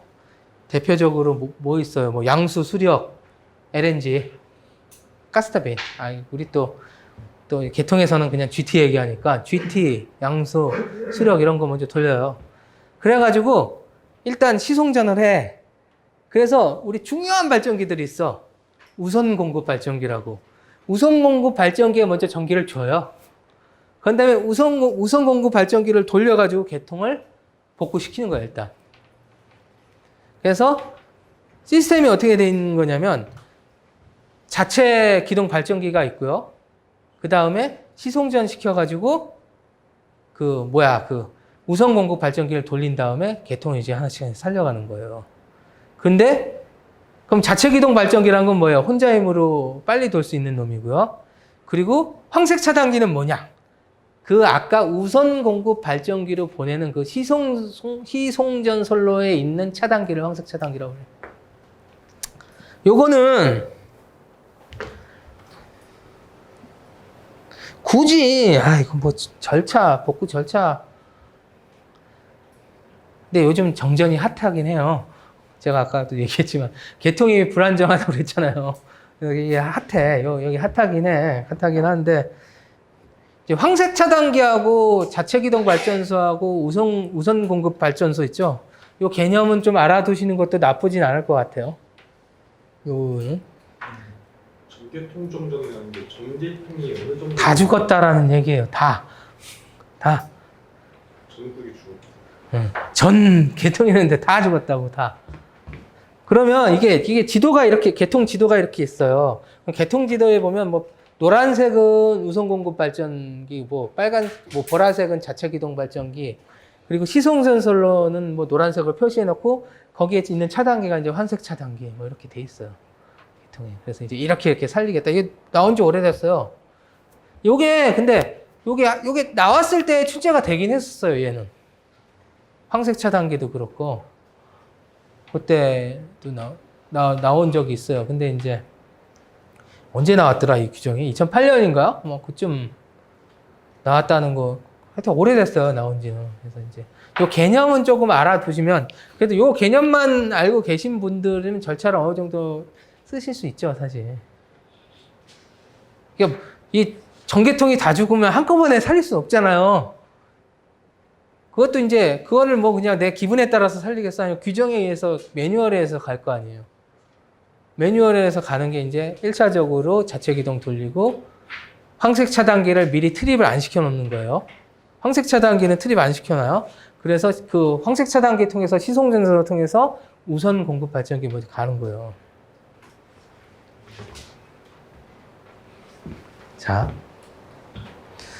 그러면은 여기서 자체 기동 발전기는 아까 수력, LNG, 양수. 그럼 우선 공급은 뭘 것 같아요? 우선 공급. 예? 화력. 복합화력. 응? 복합화력하고 나머지 석탄화력 뭐 이런 것들.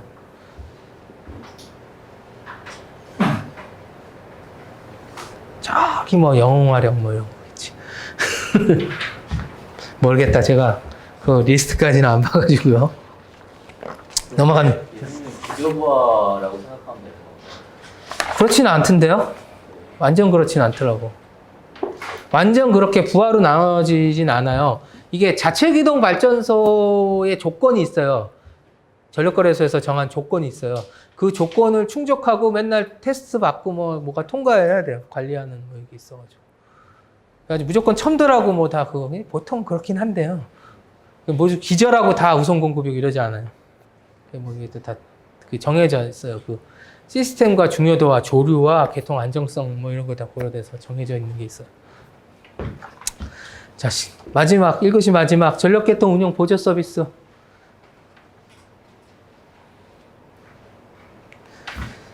이거 127회 때 한번 나왔었죠. 그래가지고 전기사업자가 제공하는 서비스를 얘기하는 거예요. 전기사업자가 하는 이제 서비스고요. 그래서 종류가 크게 보면 주파수하고 예비력하고 4가지인가 있어요.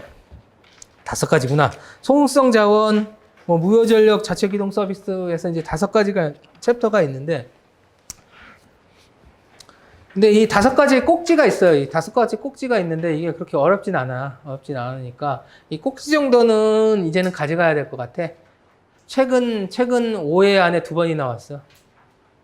같은 사람이 냈어요. 내가 보기에. 같은 사람이 낸 것 같아요. 근데 뭐 이제 2번 들어왔는데 3번 못 들어오겠어요. 하시면은 얘는 조금 꼭지 정도는 가져갈 만 하긴 해요. 얘는. 2교시 넘어갑니다. 지금 시간이 없어서 벌써 12시가 넘었잖아요. 1교시 끝났는데. 자, 나머지 거는 개념만 후딱 하고 넘어가시죠. 자, 2교시 1번 가면속 양수. 이제 가변소, 양수 개념이 뭐예요? 핵심 개념이 양수할 때 출력을 조정할 수 있다. 제어해서 간발시킬 수 있다. 이 간발시키겠다는 거잖아요. 풀양수 안 하고 부하율에 맞춰서. 그래서 결국은 AFC 시키겠다는 얘기거든. 이거는요. 그래서 특징은 그런 개념으로 출력 변화시켜가지고, 근데 이제 출력 변화시킬 때 효율 저하가 있으면 안 되잖아요. 그러니까 효율 저하를 최소화한 상태에서 그 간발시킬 수 있는 그 전력을 조정할 수 있는 양수 발전 시스템이고요. 넘기시면 중요한 게 두 가지 종류가 있어요. 이거 키워드만 말씀드리고 넘어갈게요. 첫 번째가 DFIM 해서 이제 이중 공급 유도기예요, 유도기. 얘는. 그리고 두 번째가 컨버터 공급 기동 모터에서 얘는 동기기 개념이에요. 약간의. 그 동기기 개념이 들어가 싱크로너스 모터예요, 얘는. 그리고 인덕션 모터고 IM은 이중 공급 여자는. 일단은 우리가 동기기하고 유도기를 뭐 발전기건 모터건 뭘로 사용하든 간에 이 두 가지의 핵심적인 차이점은 유도기는 싸고 가볍죠. 동기기는 비싸고 무겁고 대신 안정적이고 항상. 자, 그거 똑같아요, 이것도. 이중공급 유도 DFIM 방식으로 하면 손실 낮고 대형화 유리하고 경제성이 유리하고요. 대신에 그 CFSM을 적용을 하면은 그 경제성은 불리한데요. 그 출력 변동폭이 얘는 거의 100%예요. 0에서 100%까지 출력 변동이 다 되고요. 우리가 유도기를 쓰면 얘가 문제가 뭐겠어요? 유도기는 주파수가 일정해야 되잖아요. 우리가 풍력에서도 DFIG 쓰면은 뭐가 문제예요? 종속 기어가 있어야 되는 문제가 있었잖아요. 이제 그런 부분 때문에 얘는 가변속 범위가 한 10% 정도뿐이 안 돼요. 유도기 쓰면. 근데 동기기는 100%가 다 돼. 그래서 CFSM이 좋죠, 좋기는. 근데 얘는 손실이 많아, 컨버터가 들어가서. 그래서 얘는 100MW 기준으로 해서요. 100MW 넘어가는 놈은 CFSM이고요. 100MW 안 되는 놈은, 아니, 반대로 얘기했다. 100MW 넘어가면 DFIM이고, 100MW 안 되면 CFSM을 써요. 실제로. 넘어갑니다. 자, 이번 문제는 이 KDS 316020에 2021년도에 개정이 됐어요. 이게 6월달인가 9월달인가 개정이 돼서 비상발전기 계산 방식이 이걸로 딱 명시가 됐어요. 해서 요거 어렵지 않아요, 내용은 어렵지 않아. 근데 우리 게 아니에요. 우리 건 아니에요. 해서 뒤에 보시면 맨 마지막에 보시면 요 식으로 계산한 게 있어요. 계산 딱 2줄 걸립니다. 2줄 걸려. 자, 패스하겠습니다. 계산 딱 2줄 걸려. 그리고 절연협조. 아까도 말씀드렸죠. 절연협조라는 건. 결국은, 뭐, 싸고 신뢰성에 영향 적은 거부터 복구하기 쉽고, 이런 거부터 고장낸다. 라고 해서, 뭐, 절연합리화 방안 요 그림이 기본서 그림인데, 요게 그래도 절연협조 설명하는 데는 요게 제일 좋은 그림이에요, 사실. 그래서 뭐, 애자 그리고 초원 그리고 그림 그려가지고 막 설명하잖아요. 고노형 들어가면 더 좋고, 고노형 들어가면 더 좋고요. 그리고 절연 계급과 기준 충격 절연 강도는 우리가 이제 154, 345, 765 해서 이건 정해져 있는 수치고, 일단 이거 호수도 있죠. 호수도 있고 해서 이것도 뭐 암기하셔야 되는 아이템이었고요. 그 뒷장에 보시면 그 절연 강도 비교표가 있죠. 그 뒷장에 보시면 절연 강도 비교표가 있는데 이게 지금 실제 우리가 하고 있는 154, 345, 765 절연협조 표예요. 이거 보시면은 154는 애자가 CB보다도 절연 강도가 낮죠. 그 얘기가 뭐예요? 일단은 애자가 더 만만한 거지. 애자가 더 만만하다는 얘기. 계통이 절연협조상 만만하고, 그리고 과거에는 지금 시중교재에도 아직도 잘못된 거 많아요. 1호사가 또 애자가 높은 걸로. 예, 1호사는 애자가 더 낮아요. 그 이유가 뭐예요? 옛날에는 1호사 송전 계통이 거의 기관 송전처럼 중요했단 말이에요. 근데 요즘 1호사는 거의 배전급이잖아요. 지금 계통상에선 765하고 345가 훨씬 중요하지. 그러다 보니까 1호사가 좀 낮아졌어, 중요도가. 그래서 원래 송전솔로 애자가 제일 중요하잖아요. 자, 우리 계통에서 발전, 송전, 배전 중에 뭐가 제일 중요해요? 송전이 제일 중요해요. 계통 안정도 측면에서. 송전이 나가면은 큰일 나는 거예요. 우리나라는. 큰일 나진 않기는 해놨지만은 제일 중요시한다고요, 송전을. 그래서 원래는 송전이 제일 중요한데 1호사는 만만해진 거예요. 그래서 애자를 저렴 강도를 낮췄습니다, 695로. 그리고 피레기 제한 전압도 명확하게 375예요. 이 지금 LA에 있는 게 제한 전압이에요. 375, 750, 1380 여기 나가는 것들이 다 제한 전압. 자, 그리고 절연협조는 저는 이제 간략하게 그냥 긁어놨어요. 뭐 제일 중요한 거 송전솔로죠. 그래서 애가 처리 없어 팼더니 피가 났다, 역불난다, 뭐 이거 그 내용 정리하시면 되죠. 넘어갑니다.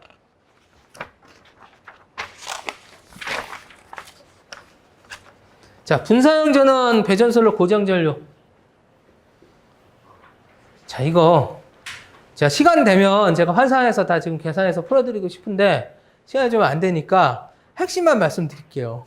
우리가 분사형 전원을 볼 때요, 분사형 전원 중에서 그 회전기하고 인버터, 태양광 같은 인버터 들어간 거하고 좀 분리를 시켜요. 인버터 들어간 놈은 그 기어 전류가 없다고 보고요. 회전기 들어간 놈은 기어 전류가 있다라고 봐요. 우리가. 왜냐면 계통에서 분리시키는 순간, 계통에서 사고가 난 순간에 얘는 그 인버터들은 바로 차단을 해버려요. 그리고 기어 전류가 가질 않아. 여기까지. 그래서 이제 그 임피던스가 있어도 그 인버터인 경우에는 무시를 해요. 계산할 때. 그래서 지금 1번은 그 분사형 전원 붙기 전 단락 용량이 제일 작겠죠. 뭐 계산값 보면 한 200 뭐 얼마 나오고 그랬는데, 그리고 분사형 전원 두 개가 모두 회전기일 때가 단락 용량이 가장 클 거고요.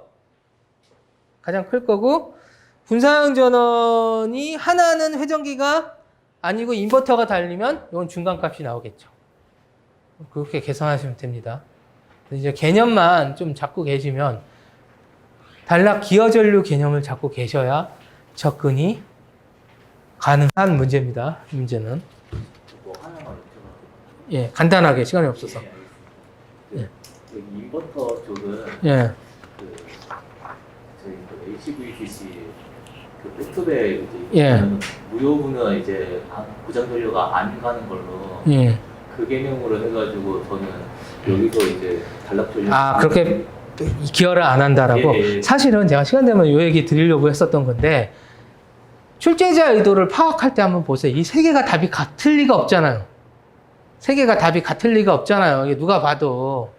세 개 중에 두 개가 답이 같으면 이걸 내겠어요? 안 낼 게 아니에요. 그럼 당연히 회전기하고 인버터하고 당연히 답만 맞으면 돼요. 답만 맞으면 돼요. 아, 그리고 뒷장 보시면 제가 여기도 오타가 있어요. 뒷장 그 풀이에 보시면 오타는 고정을 해드려야 돼서, 그 2번 풀 때, 요거 2번 풀 때 그 병렬이면은 더한 것분에 곱한 거잖아요.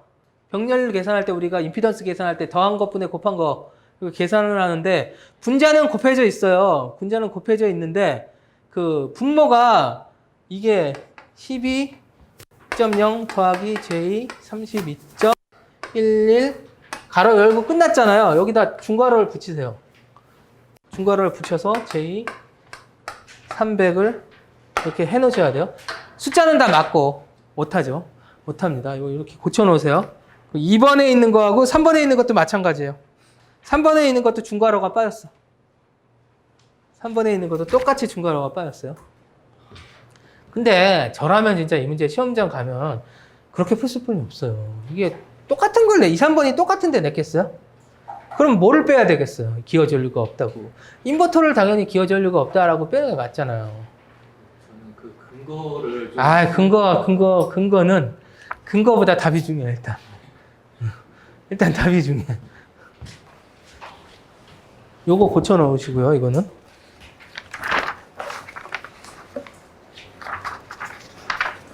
자, 5번.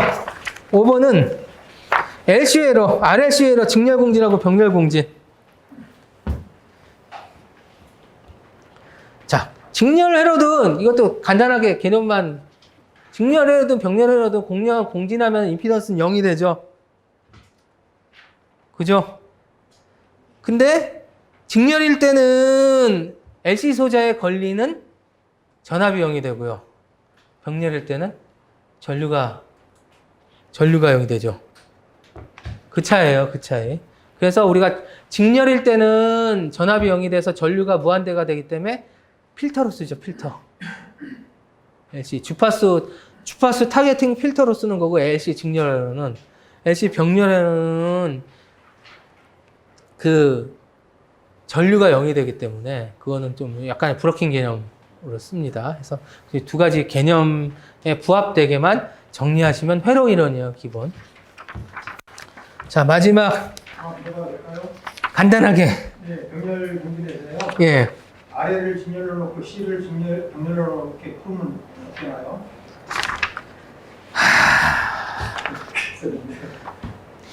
일단은 앞에 직렬은 맞으셨다고 보고 그거는 오케이고, 뒤에 거는 점수를 조금 많이 받기 힘드실 것 같아요. 항상 아래는 같은 설계도니까 같이 나고 C만 병렬로 놓는 경우가 많잖아요. 근데 실무적인 얘기고. 근데 요거는 요 문제 출제자는 회로 이론에서 냈잖아요, 문제를. 그러면 회로 이론에 맞게 푸는 게 맞을 것 같아요. 예. 근데 이게 문제를 잘 보시면은 RLC 회로의 직렬 공진과 병렬 공진이잖아요. RLC 직렬 회로는 이게 RLC가 직렬로 있는 거고요. RLC 병렬 회로는 이게 세 개가 다 병렬로 있는 걸로 해석을 하잖아요, 우리가. 그러니까 안타깝지만 선배님 안 맞았지만 제가 안타깝지만 걔는 아웃이 아닐까 듭니다. 자, 마지막 6번은 파일럿 계전에서 표시선 방식을 얘기하는 건데요. 아까도 제가 말씀드렸듯이 옛날 거예요, 옛날 거. 저도 답안지도 그냥 교재 있는 거 그냥 긁어는 왔어요. 근데 제가 아까도 말씀드렸듯이 얘는 확률이 떨어진다고 말씀드렸던 문제 중에 하나입니다. 근데 오래 공부하신 분들은 그래도 이것도 다 가져가시거든요. 그런 분들은 잘 쓰셨을 것 같아요. 그래서 전압 방향식하고 전류 방향식, 전류 순환식하고 정리하시고, 그래도 반송 계전은 가져가시는 분들 많지 않아요? 제가 그래도 반송 계전은 시간을 많이 해서 드렸으니까 반송 계전까지는 쓰신 분들 꽤 많으실 거예요. 그래서 뭐 어느 정도 이거 잡으신 분들도 꽤 있으셨지 않을까 싶습니다. 한국식 끄덕거리는 게 잡으셨었나요? 자, 일단 저는 시간 관계상 여기까지만 하고요. 3, 4교시는 저희 김진혁 기수사님이 해설해 주실 겁니다. 자, 지금부터 15분이니까, 10분이니까 28분에 뵙는 걸로 하시죠. 28분에. 예, 수고하셨습니다.